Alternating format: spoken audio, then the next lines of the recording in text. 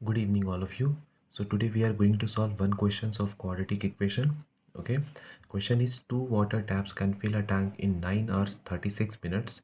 The tap with the larger diameter takes 8 hours less than the smaller one to fill the tank separately. Find the time in which each tap can separately fill the tank. ठीक है. देखो question में बोला जा रहा है कि दो पाइप है और दो पाइप जब मिलकर के किसी टैंक को फिल करता है तो टाइम लगता है 9 hours 36 minutes। तो अकेले अकेले अगर दोनों को पाइप फिल करने के लिए खोला जाए तो कितना टाइम लगेगा। तो दो पाइप है जिसमें से एक का डायमीटर ज़्यादा है, मतलब एक पतला पाइप है और एक मोटा पाइप है। तो नॉर्मल सी बात है कि मोटा पाइप से टैंक जल्दी भरेगा भरेगा ना।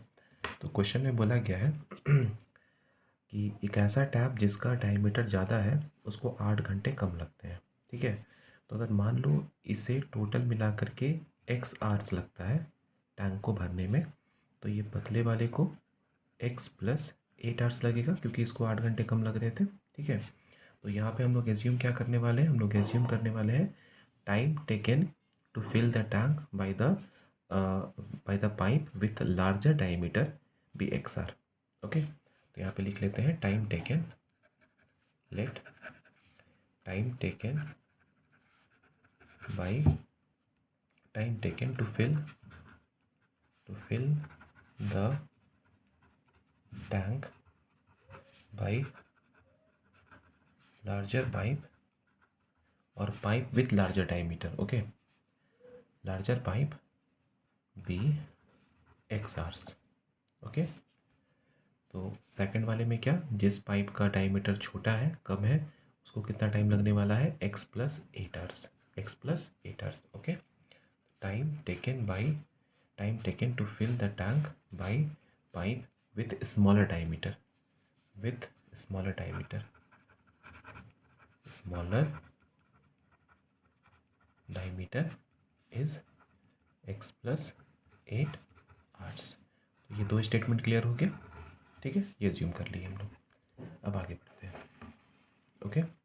हम लोगों को पता है कि अगर टोटल टाइम हम लोग को पता है तो 1 घंटे में कितना काम होगा हम लोग ये निकाल सकते हैं। दो पाइप है, मान लो ये स्मॉलर डायमीटर वाला पाइप ए है और ये जो बिगर डायमीटर है ये पाइप बी है। ओके। तो हम लोग अगर 1 आवर्स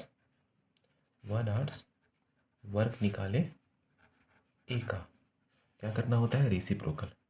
तो 1/x प्लस 8 आ जाएगा।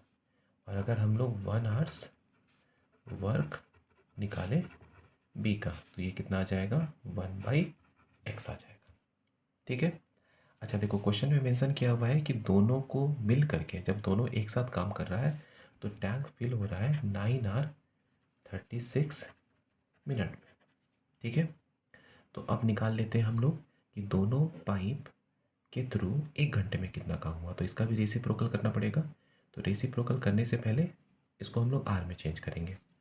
तो ये है 9 hour 36 मिनट को लिख सकते हैं 36/60। ये भी आर में चेंज हो गया, ये कट रहा है 6 जा 6 10 जा, फिर से कटेगा 2 3 जा 2 5 जा।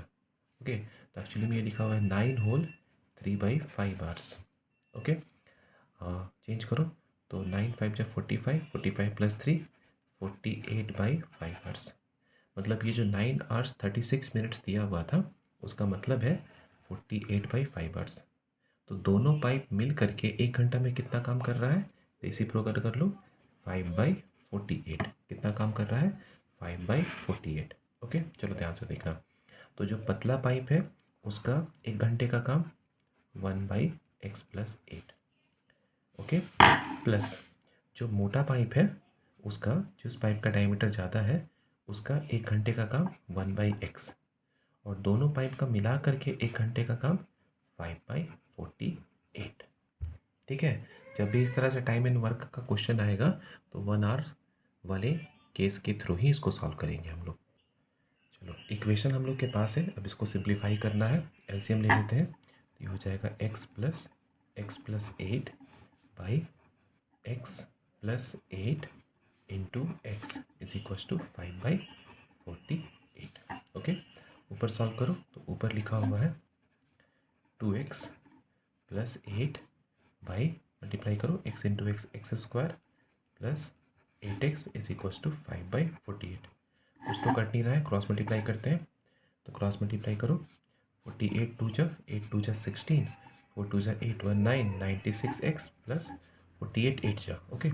तो 8 8 जा 64, बच गया 6 8 4 जा 32, 32 plus 6 38 is equals to right side 5 से दोनों को मल्टीप्लाई करना होगा। तो 5x स्क्वायर प्लस 5 8 जा 40x। अरेंज कर लेते हैं, सबको राइट साइड ले चलते हैं। 5x स्क्वायर अपने प्लेस पर। अब ये 96x जब राइट साइड जाएगा तो माइनस हो जाएगा, तो 96x माइनस में और ये प्लस में, तो बचेगा माइनस 96 में से 40 माइनस कर लो तो 6 5 56x, और इसे भी राइट साइड ले चलेंगे तो माइनस 384। अब लगाना है splitting the middle term, factorise करना है, ठीक है। तो देखो जब बहुत बड़ा नंबर आ जाएगा और फैक्टराइज करने में प्रॉब्लम होगा तो डायरेक्टली क्वाड्रेटिक फार्मूला लगा लेना, ठीक है, तो उसे जल्दी से हो जाएगा। नहीं तो पहले एक बार सोच के देख लेना कि फैक्टराइज हो पा रहा है या नहीं हो पा रहा है। तो यहाँ पे अगर फैक्टराइज करोगे ना तो नंबर्स आएगा 80 और 24, ओके। तो ये 5x स्क्वायर अपनी प्लेस पर है, इसके प्लेस पे लिखने वाले हैं -80x प्लस 24x और -384 इक्वल्स टू 0 अपने प्लेस पर। फर्स्ट टू टर्म्स में 5x कॉमन है तो बचेगा x माइनस 16, इन दोनों में प्लस 24 कॉमन है तो बचेगा x माइनस 16 इक्वल्स टू 0। दोनों में x माइनस 16 कॉमन है तो x माइनस 16 हम लोग बाहर कर लिए तो बचेगा 5x plus 24 is equals to 0, ठीक है। बारी बारी से दोनों को 0 से इक्वेट कराने पर x माइनस 16 इक्वल्स टू 0 और दूसरा 5x plus 24 is equals to 0।